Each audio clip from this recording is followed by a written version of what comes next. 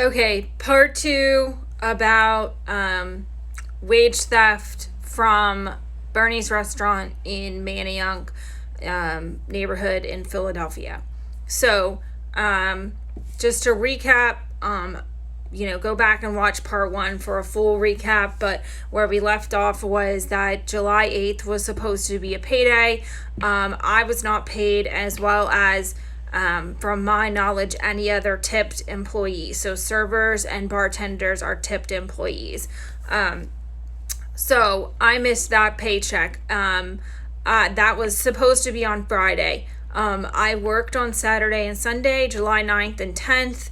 I felt confident. I had no reason to believe, based on my experience, that I wouldn't get paid.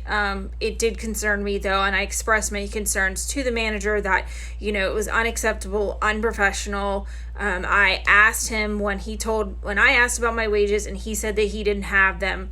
I asked, when can I expect to be paid? And he said he had no idea.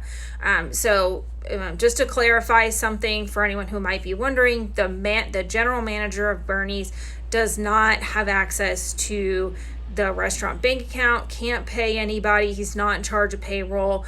There is somebody above him who manages payroll, I believe, for several other restaurant locations. So it's out of the manager's control over whether we get paid or not, including his own paycheck. So the manager did not have an answer for me of when we were going to get paid. I typically only work weekends, given that I have a regular 9-to-5 job. So, but I continued to follow up with the manager, for the rest of that week, either texting him or going up there every day. And by Thursday of that week, he still did not have an update on when I could expect to be paid. So I informed him that I was no longer going to be showing up to my scheduled shifts until I received compensation for the shifts that I had already worked. So I did not quit, and I'm still technically employed there. However, I, without a real confident assurance that I was going to be paid.